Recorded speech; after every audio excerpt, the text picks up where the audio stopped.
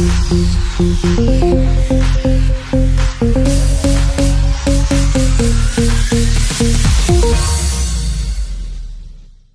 and gentlemen, I want to introduce to you, we have to say this, Grammy Award winner, because that's what she is, do not play. Grammy Award winner, fabulous actress, and an exquisite, wonderful singer. Ladies and gentlemen, I introduce to you in the building. It's the one and only Maya is in the building. How you doing, Maya? I'm good. How are you? I'm okay. Thank you so much for taking the time to join us today, and we so much appreciate you. First of all, before we even get into our little talk, how are you navigating through this whole pandemic right now? I'm good. You know, I just eat right and pray for the best. Obviously, Exactly. practice safety. Right. I don't go much of anywhere these days. Right. But, you know, just keeping it safe. That's all. Let's talk about touring, because you had to stop touring because you actually ended your last tour before the pandemic happened. Yeah.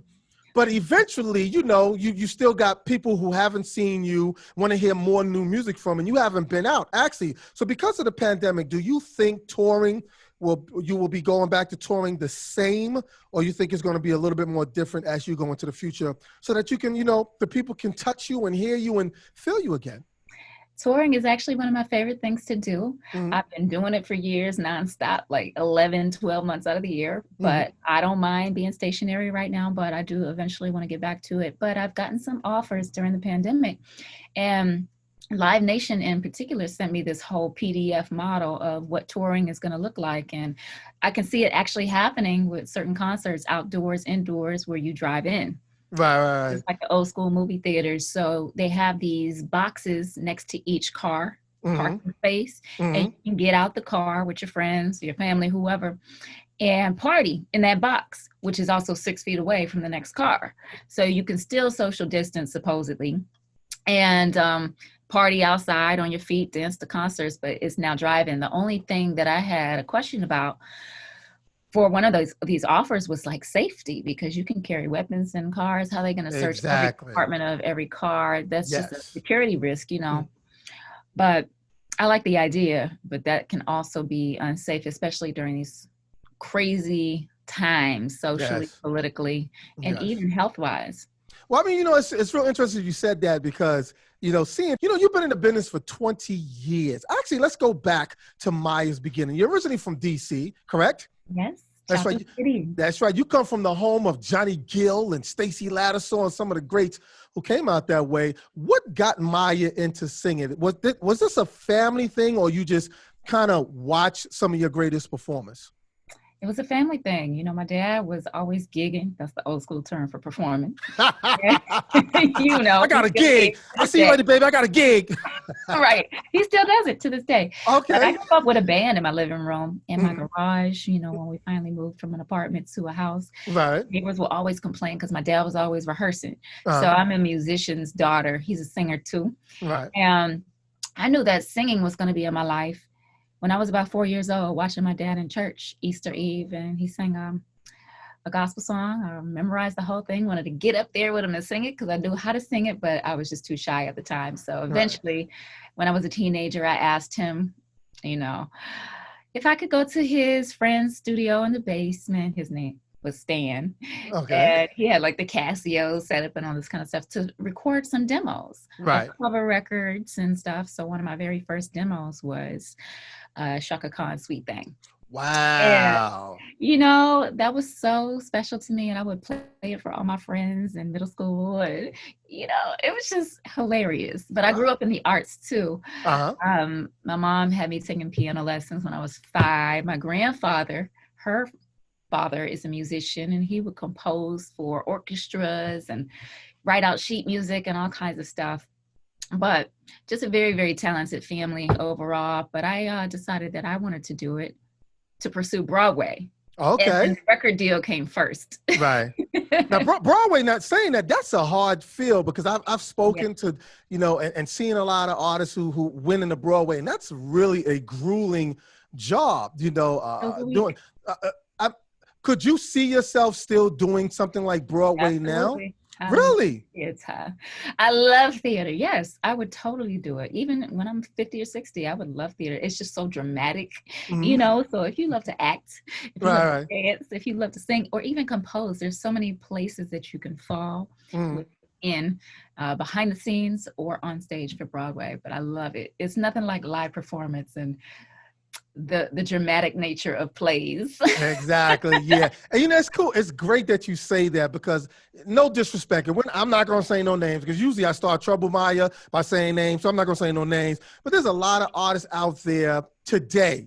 I'm just going to say certain, new artists, no name in particular, where they really don't want to put in the time to be great performers and singers, and they just want the videos and the music to just make me the star, but they don't want to put in that work as being a performer. Do you find that a problem today with artists today? Because you've been 20 years in this game, so you see a lot of artists from the past, how you said your family, how you worked and seen how they worked to own a craft, and you don't really see that with artists today. What do you think that's missing, you being a veteran in this game, from the music industry, particularly R&B music?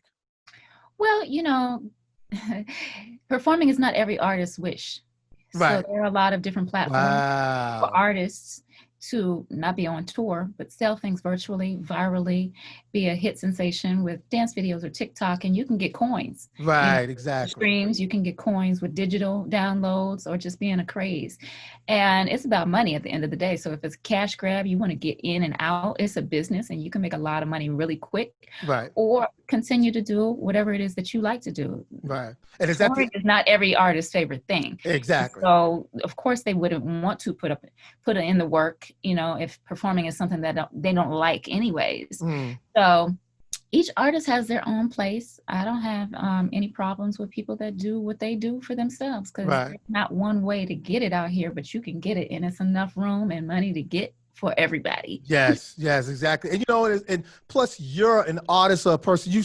We've watched you groom since the time you entered in this business, or that we've seen you in 1995, 96.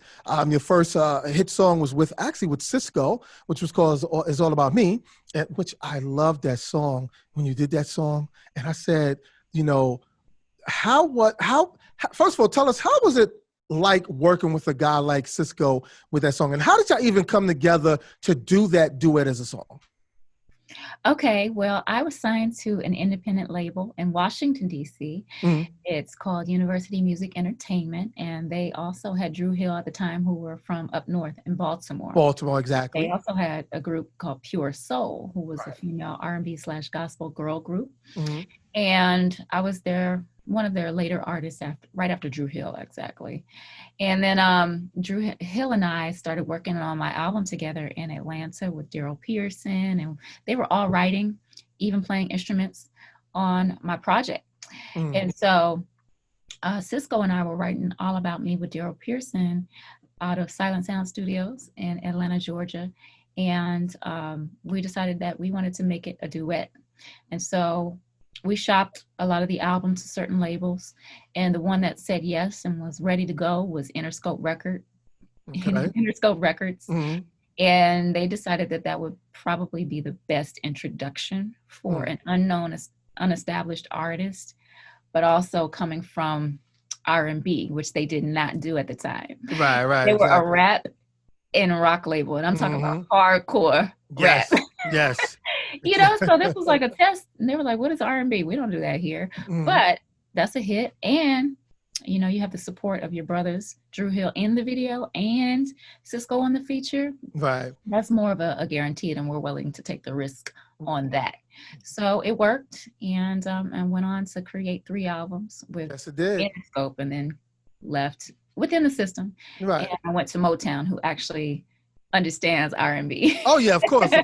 And let's not skip over, ladies and gentlemen, who's listening and watching this. See, Maya skipped real quick, but let's not forget that the reason why you won the Grammy is because you were a part of one of the greatest classic songs, a song that I'm sure you and myself, we all grew up on, LaBelle's Lady Marmalade, with yourself, Lil Kim, Christina Aguilera, Missy Elliot.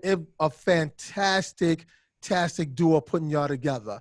I want to know from you. We want to hear your answer. When you heard you won a Grammy for that song, what's the first thing that came to Maya's mind, and how did Maya's heart feel when she found out I am a Grammy Award winner?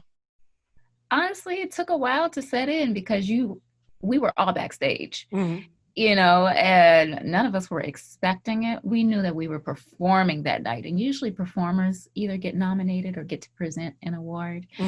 But we had no clue that we were actually going to win anything. And so I was just trying not to trip over them boots that they had us in. I was like, oh, we got to go back on stage. Right. Okay, let me walk slowly because these things are crazy. I even tripped in sound check over my own shoe. Right. They had us in some crazy wardrobe, but I was just trying to figure out what to say, and to definitely thank Miss Patty, because a lot of artists that have paved the way, some of their companies don't necessarily allow remakes because it was a hit already before we even remade it. So I definitely want to give her all credit where credit was due. But I was just thinking about what I was going to say. And then later on, maybe a week later, I'm like, oh, okay. They want to know where I want the Grammy shipped. Oh, yeah. Grammy. You know, but we kind of cheated. It was already a hit. Right.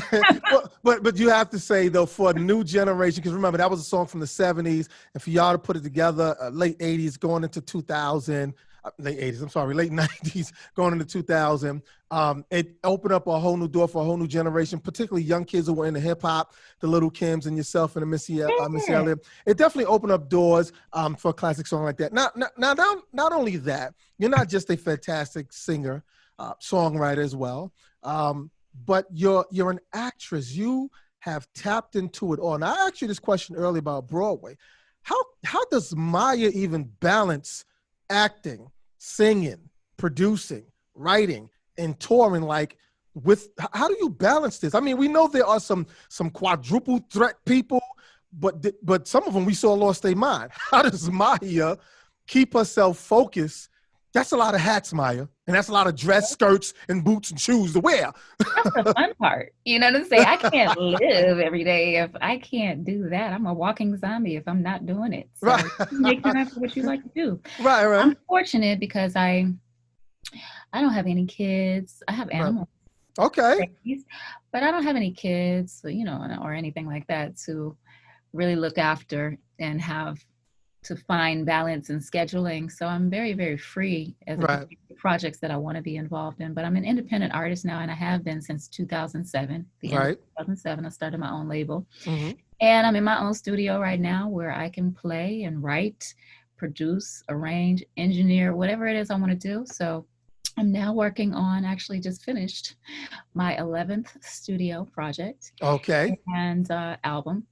But it's the overall 15th studio project. And I'm headed to LA. I'm working on another one next. So I just do what I love to do and craft your life accordingly. But it's been 22 years, so I've had time to play. Right. And I'm always feeling like I'm just beginning to. Right. So you pace yourself and do what you love. That's my only answer. So now what does Maya's new endeavors sound like? What does a new project music? What are we going to be expecting from this new stuff? Because which one? Which one is the question? well, actually, you know what? Because you're a versatile artist. For an example, is Maya going more into a jazz direction, or is she staying more into R&B direction, or is because you've done rock? I mean, Lady Marmalade, the way y'all did it was very rockish. What kind of sound are we going to be expecting out of Maya this round when you do put out your new work? Well, it depends on which one comes first, but I've released about 5 singles this year. Right. So what you can do is research the truth, Space and Time, You Got Me Part 2. Right. Without You, and the latest single, I Deserve It, with another one coming next month. Okay, there it is. Y'all hear this? She's setting y'all up. And you can hear just all the different sounds that belong to different projects. Right, okay. So I love music. Music is just music, but sometimes it fits in the club. Sometimes it fits in the whip. Sometimes it fits in the bedroom or in the living room when you're cleaning. So it really depends. She's in the living room when you're cleaning, sing along songs. It depends. Some of it belongs in films and commercials. It really depends. But I'm just an artist. I love to create. But that'll give you a hint of the next couple projects and what they're going to sound like. Well, good. Well, we're going to definitely check that out. But before I even let you go, when you perform, because I'm a guy who loves to watch people perform live. I'm sorry. If you're going to sell me music or sell me anything, you got to sell me. So here's my thing I'm going to ask you. What's Maya's favorite song she loved to perform when you were in concert? It's got to be one. I love performing the special request song of the night, and it could vary depending on where I am. That's beautiful, because you know why? When I do my special request, I'm bringing the person that requested it on stage. Oh, great. With me. Yes, and they sing it. So I give them a microphone and we just sing together. So that's always my favorite part of the show because it's fun. The audience dies, especially when the special requester goes in. Right. You know what I'm saying? So it's really fun when it's a guy and they want to sing Cisco's part on All About Me, or you might have some very festive beings that want to do all the parts of Lady Marmalade. That's so entertaining. I'm entertaining and I got to stop sometimes. Look to my left, to my right. You're like, oh, y'all came to chill out. It's always what the crowd wants, you know, because it's different everywhere. Right. Well, I can tell just by you talking about it, it seems like you just be having fun. I'm hoping that once we get through this whole thing, you will swing through the New York area and we get to see you perform live. I'm hoping it'll be a time where I can request for a song and I can come up there and sing with you, because I don't want to sing in a box in a parking lot in a drive-in. You know, we hoping that once we get through this, we can get back to having fun.